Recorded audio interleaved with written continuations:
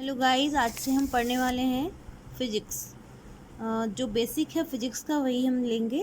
तो आज से मैंने एक नया ये वीडियो की शुरुआत की है। अभी तक मैं केमिस्ट्री ले रही थी, आज से मैं फ़िज़िक्स भी आपको पढ़ाऊँगी। तो ये कोशिश है मेरी जिससे आपको फ़िज़िक्स का जो बेसिक या फंडामेंटल कंसेप्ट्स हैं वो आपको क्लियर हो जाएँ। तो आज से हम शुरू करेंगे।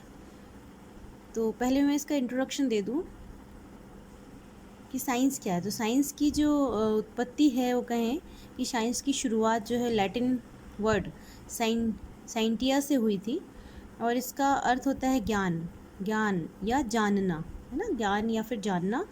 तो हमारे जो फिज़िकल वर्ल्ड में जो कुछ भी घटित हो रहा है, जो भी घटनाएं घटित हो रही हैं, तो उसका जो एक सुव्यवस्थित और एक सीक्वेंस में जो सिस्टमेटिक नॉलेज होता है उसे हम विज्ञान कहते हैं। ठीक है, विज्ञान की दो ब्रांचेस हैं। तो साइंस की टू ब्रांचेस हैं, natural science and physical science. Okay, physical science के भी टू पार्ट्स हैं, botany and zoology. Physical science के दो और भी इम्पॉर्टेंट पार्ट हैं, वो हैं फिजिक्स एंड केमिस्ट्री। ठीक है, तो आज हम यहाँ से शुरू करेंगे फिजिक्स। फिजिक्स जो कि साइंस की एक इम्पॉर्टेंट ब्रांच है जिसके अंतर्गत हम मैटर और एनर्जी, इंग्लिश के वर्ड्स यूज़ करेंगे, बाकी सेंटेंस फॉर्मेशन हिंदी में रखेंगे, आसानी होगी समझने में सभी को। और उनकी आपस में जो रिएक्शंस होती हैं उसकी स्टडी हम इसके अंतर्गत करते हैं फिजिक्स में। तो बहुत ही इम्पोर्टेंट और बहुत ही अच्छा सब्जेक्ट होता है, बट किसी किसी को टफ़ लगता है, मुझे भी थोड़ा सा टफ़ लगता है, बट आज मैंने शुरुआत की है इसकी। फिजिक्स की को जो है वो 8 पार्ट्स में बांटा गया है। तो वो है mechanics, sound, heat, light, electricity, magnetism, modern and atomic physics and electronics. तो इसकी 8 ब्रांचेस हैं जिसमें इसे डिवाइड किया गया है। तो आज हम यहाँ से शुरू करेंगे मापन, जो कि इसका सबसे इम्पोर्टेंट पार्ट है। मापन यानी यांत्रिकी जो है इसका। फर्स्ट मैकेनिक्स, है ना, यांत्रिकी, ये अपन टॉपिक इसका लेंगे और यहाँ से शुरुआत करेंगे हम मापन से। मापन जो कि हमारे डेली रूटीन का बहुत ही इम्पोर्टेंट हिस्सा है, जिसे हम यूज़ किए बिना अपनी डेली रूटीन की जो डेली लाइफ है उसे हम नहीं चला सकते हैं। तो यहाँ पर हम देखें कि क्वांटिटी यानी कि राशि, है ना, क्वांटिटी जिसे हम किस में नंबर्स में लिखते हैं उसे हम क्वांटिटी कहते हैं। जैसे कि जब जनसंख्या है, एज है, या फिर किसी भी वस्तु का जो वेट होता है वो, है ना, या लेंथ है, तो इन सभी का जो मेज़रमेंट है, मापन है, वो हम इससे करते हैं और एक राशि के थ्रू हम इसे डिनोट करते हैं, लिखते हैं। तो यहाँ पर सबसे पहले है फिज़िकल क्वांटिटीज़।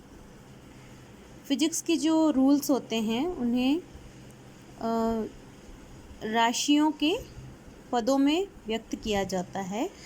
राशियाँ मीन्स क्वांटिटी, है ना, क्वांटिटी के पदों में से व्यक्त किया जाता है। इन्हें भौतिक राशियाँ कहते हैं। भौतिक राशियाँ जो जिन्हें भौतिक मीन्स भौतिक गुण क्या होते हैं, जिन्हें हम देख सकते हैं, छू सकते हैं, वो भौतिक गुण कहलाते हैं। तो वही भौतिक राशियाँ। ठीक है, तो यहाँ पर देखें वस्तु का जो द्रव्यमान यानी weight, length, force, speed, distance, electricity, electric current और डेंसिटी, तो ये सभी क्या हैं, ये मोस्टली ये भौतिक राशियाँ हैं, यानी कि फ़िज़िकल क्वांटिटीज़ कहलाती हैं ये। इन सभी का मापन, मेज़रमेंट हम कर सकते हैं। इनके लिए यूनिट्स यूज़ की जाती हैं, जैसे कि द्रव्यमान के लिए वेट के लिए किलोग्राम, लेंथ के लिए मीटर, सेंटीमीटर, उसी तरह से फोर्स के लिए न्यूटन। तो ये सभी इसकी इकाइयाँ हैं। ओके, यहाँ देखिए हम जो फिज़िकल क्वांटिटीज़ होती हैं टू टाइप्स की होती है। एक तो होती है अदिश, दूसरी होती है सदिश।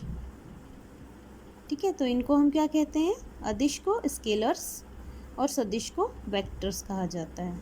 ठीक है, यानी ऐसी भौतिक राशियाँ या फिज़िकल क्वांटिटीज़ जो दिशा युक्त हों, है ना, जिससे जो किसी दिशा में काम हो चल रहा हो, दिशा में काम कर रही हो, उन राशियों को हम सदिश कहते हैं। और अदिश जिनसे कि दिशा का कोई ज्ञान नहीं हो रहा है कि किस दिशा में किस डायरेक्शन में काम कंप्लीट हो रहा है, वर्क कंप्लीट हो रहा है, तो उन्हें हम अदिश राशियाँ कहते हैं। तो स्केलर्स ऐसी भौतिक राशियाँ जिनमें कि केवल मैग्नीट्यूड होता है, डायरेक्शन नहीं होता, ठीक है, परिमाण कहें जिसे, मैग्नीट्यूड होता है, डायरेक्शन नहीं होता, उन्हें हम अदिश राशि कहते हैं, स्केलर्स कहते हैं। जैसे कि वेट है, तो वेट से क्या पता चल रहा है आपको, किसी भी वस्तु का वेट हमने किया है, सपोज़ आपने 2 kg शुगर ख़रीदा है या 2 लीटर ऑयल लिया है, तो इसमें क्या है, इसमें कोई डायरेक्शन का पता तो नहीं चल रहा है कि इससे किसी हम डायरेक्शन के बारे में पता कर सकते हैं। तो वेट यानी द्रव्यमान, डेंसिटी से भी आपको डायरेक्शन का कोई कनेक्शन नहीं होता है, temperature, electric current, time, speed, है ना, आयतन और कार्य, है ना, वॉल्यूम कहें इसको, वॉल्यूम और वर्क। अब नेक्स्ट है वेक्टर्स। तो वेक्टर्स देखें, ऐसी भौतिक राशियाँ जिनमें कि परिमाण यानी मैग्नीट्यूड के साथ साथ दिशा भी होती है ना, डायरेक्शन का भी हमें भान होता है, पता चलता है, उन्हें हम वेक्टर्स कहते हैं, यानी कि सदिश राशियाँ कहते हैं। और जो कि योग के निश्चित नियमों के अनुसार जोड़ी जाती हैं, है ना, उन्हें सदिश कहा जाता है। तो यहाँ पर जैसे देखिए हम वेग है यानी वेलोसिटी है, विस्थापन है, फोर्स, रेखीय संवेग, कोणीय विस्थापन, कोणीय वेग, त्वरण, बलाघूर्ण, बहुत सारी चीज़ें हैं जो कि सदिश होती हैं। ये सभी चुंबकीय क्षेत्र, है ना, चुंबकीय क्षेत्र, तीव्रता, प्रेरण, आघूर्ण, तो ये सभी सदिश में आती हैं। ठीक है, डिटेल में हम देखेंगे कि इनकी यूनिट्स क्या होती हैं, इन सब के बारे में पता करेंगे। तो हम आगे चलते हैं, माप के मात्रक यानी यूनिट्स ऑफ मेजरमेंट, वही हम देख रहे हैं, मात्रक या इकाई, है ना, यूनिट्स कहा जाता है, यूनिट्स ऑफ मेजरमेंट। किसी भी राशि के मापन के निर्देश मानक को मात्रक कहते हैं, यानी किसी भी राशि, कोई भी भौतिक राशि है, उसका हम मापन कर सकते हैं। मापन के लिए जो एक स्टैंडर्डाइज किया हुआ है, उसे हम यूनिट कहते हैं, है ना, स्टैंडर्डाइज फॉर्म कहें जिसे हम यूनिट कहते हैं। तो किसी भी राशि की माप करने के लिए, उस राशि के एक निश्चित मैग्नीट्यूड बताने के लिए स्टैंडर्ड फॉर्म में, तो उस वैल्यू जिससे हम उसे कोई नाम दे सकें, है ना, कोई पहचान दे सकें, तो उसे उस राशि का मात्रक यानी यूनिट कहा जाता है, यूनिट्स ऑफ मेजरमेंट। किसी भी दी हुई राशि को उसके मात्रक से तुलना करने की जो क्रिया होती है, यानी कि हम किसी भी भौतिक राशि का जब मापन कर रहे हैं, तो ये जो प्रोसेस है पूरी, उसे हम क्या कहते हैं, मेज़रमेंट कहते हैं। ठीक है, मेज़रमेंट जो यूनिट्स होते हैं वो 2 टाइप्स के होते हैं। एक तो होते हैं मूल मात्रक और दूसरे होते हैं व्युत्पन्न, है ना, यानी कि फंडामेंटल यूनिट्स एंड डेरिवेटिव्स। ठीक है, डेराइव्ड यूनिट्स कहते हैं इन्हें। तो आ जाए हम नेक्स्ट पेज पे, नेक्स्ट पार्ट इधर। यहाँ हम देखें फंडामेंटल यूनिट्स और ये होती हैं डेराइव्ड यूनिट्स। ठीक है, तो फंडामेंटल यूनिट्स क्या होती है, किसी भी फिज़िकल क्वांटिटी जो है उसको व्यक्त करने के लिए, डिनोट करने के लिए कुछ ऐसे मानकों का प्रयोग किया जाता है जो कि दूसरे मानकों से स्वतंत्र होते हैं, है ना, यानी कि किसी की हेल्प के किए बिना ही वो किसी भौतिक राशि को व्यक्त कर सकते हैं। तो इन्हें हम फंडामेंटल यूनिट्स कहते हैं। जैसे कि लेंथ, टाइम, मास, इन सब की जो यूनिट्स हैं, मीटर, सेकंड, किलोग्राम, ये सभी फंडामेंटल यूनिट्स में आती हैं। ऐसे ही ये है डेराइव्ड यूनिट यानी कि इन सभी डेराइव्ड यूनिट्स जो हैं वो किसी भी फिज़िकल क्वांटिटी को 2 या 2 से अधिक, है ना, 2 और मोर देन 2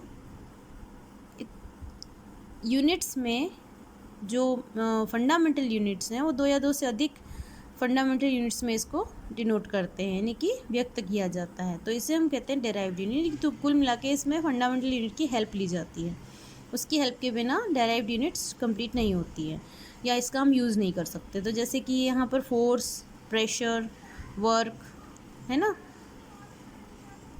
विभव, इन सभी के लिए हम न्यूटन, पास्कल, जूल, वोल्ट, ये जो डेरिवेटिव्स हैं उनका यूज़ हम करते हैं। ठीक, नेक्स्ट आ जाए हम यहाँ पर सिस्टम ऑफ यूनिट्स। तो फिज़िकल क्वांटिटीज़ के जो मेज़रमेंट के लिए जो मेथड्स यूज़ की गई, सिस्टम यूज़ किए गए, तो वो हैं जो नीचे दिए गए हैं। तो इसके बारे में बात कर लें, आपने उसे पढ़ा ही होगा शायद।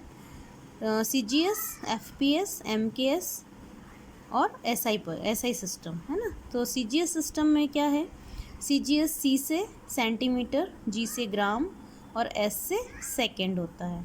तो आप बता ही सकते हैं कि सेंटीमीटर मीन्स लेंथ का यूनिट है ये, और gram means mass, and time means second है ना। सेकंड जो है वो टाइम का यूनिट है।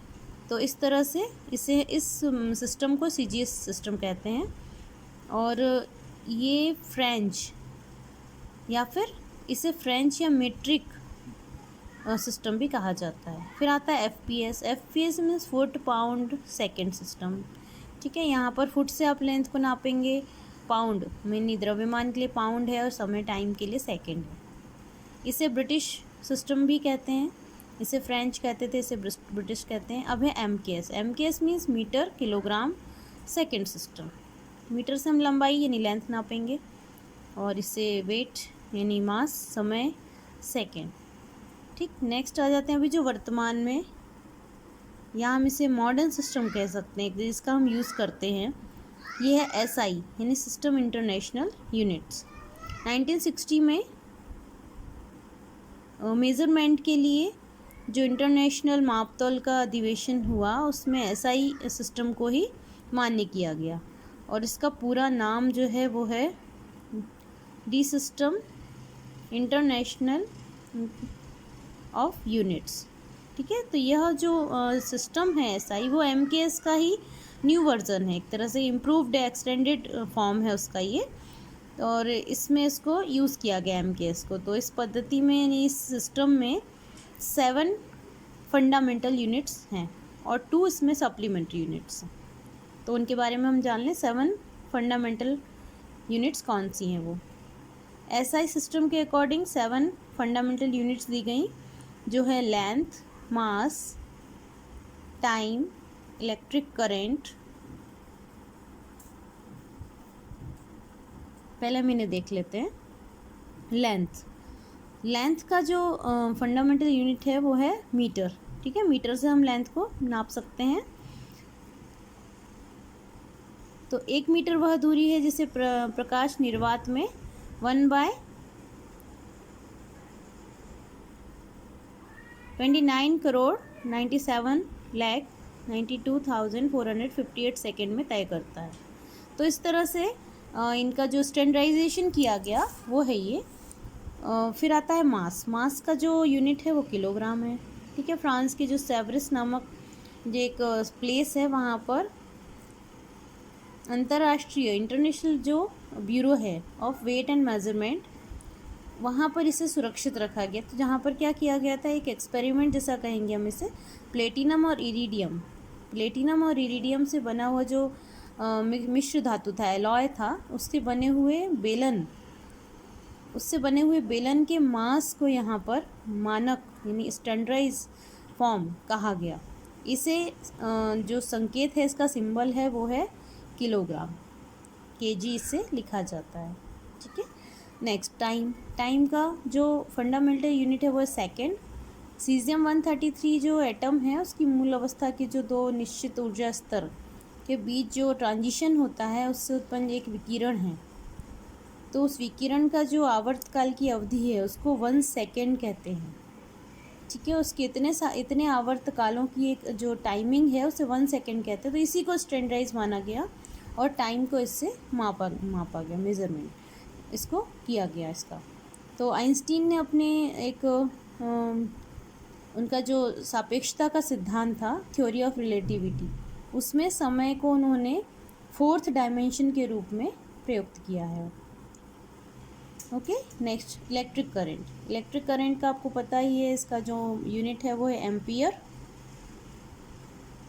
इसके बारे में उन्होंने बताया है कि किस तरह से इसको डिसाइड किया गया। तो दो लंबे पतले तारों को निर्वात में यानी वैक्यूम में 1 मीटर की दूरी पर एक दूसरे के समानांतर रखा जाए, है ना। समानांतर मीन्स इस तरह से, ठीक है, समानांतर रखा जाए और उनमें ऐसे परिमाण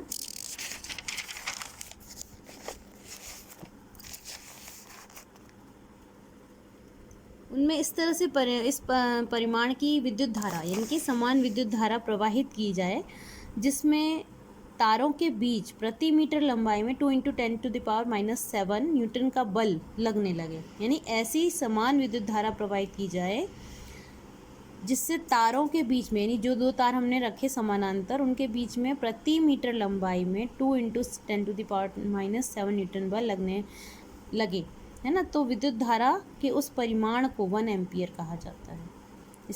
इसका जो सिंबल है वो है ए, एम्पियर का ए, ठीक है। नेक्स्ट है टेम्परेचर। टेम्परेचर का जो फंडामेंटल यूनिट है वो होता है केल्विन। बताइए, आपको हम के से डिनोट करते हैं, कैपिटल के से, ठीक।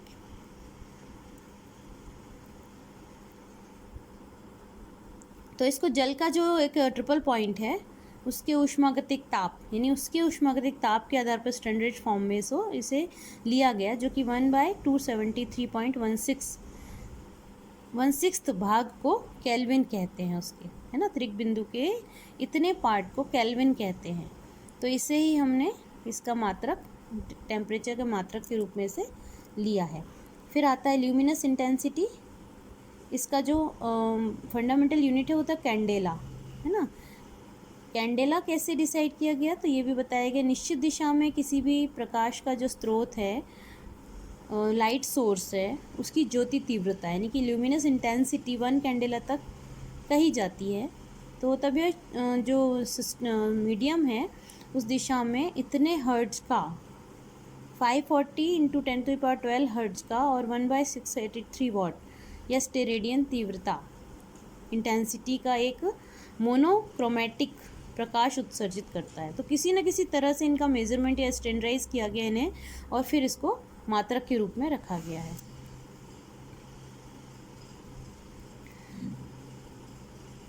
नेक्स्ट है amount of substances. Amount of substance यानी पदार्थ की मात्रा जो होती है उसका मूल मात्रक मोल, जो हम केमिस्ट्री में पढ़ते हैं। तो एक मोल पदार्थ की वह मात्रा जिसमें कि उसके अवयवी तत्वों यानी परमाणु, अणु, है ना, उनकी संख्या कितनी, एवोगैड्रो नंबर होती है। तो इस संख्या को एवोगैड्रोस कांस्टेंट भी कहा जाता है।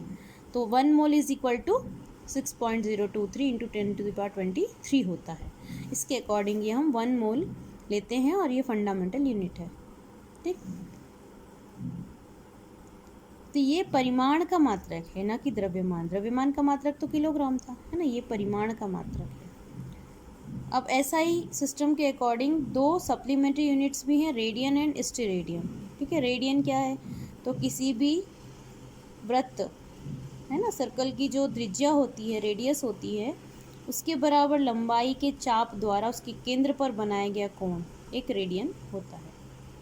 इस मात्रक का उपयोग किसके लिए किया जाता है, समतल पर बने कोणों को मापने के लिए किया जाता है, ठीक। स्टेरेडियन ये गोले के लिए है ना, स्फीयर के लिए है, और ये सर्कल के लिए था। तो स्फीयर के लिए उसकी सतह पर उसकी त्रिज्या के बराबर भुजा वाले वर्गाकार एक क्षेत्रफल बनाया गया।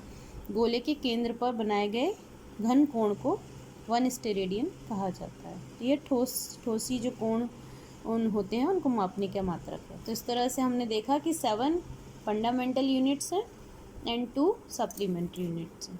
तो आज बार हमने इनके बारे में जाना। नेक्स्ट वीडियो में हम आगे बढ़ेंगे और कुछ नया टॉपिक लेंगे। ओके, आज के लिए इतना ही। Thank you guys.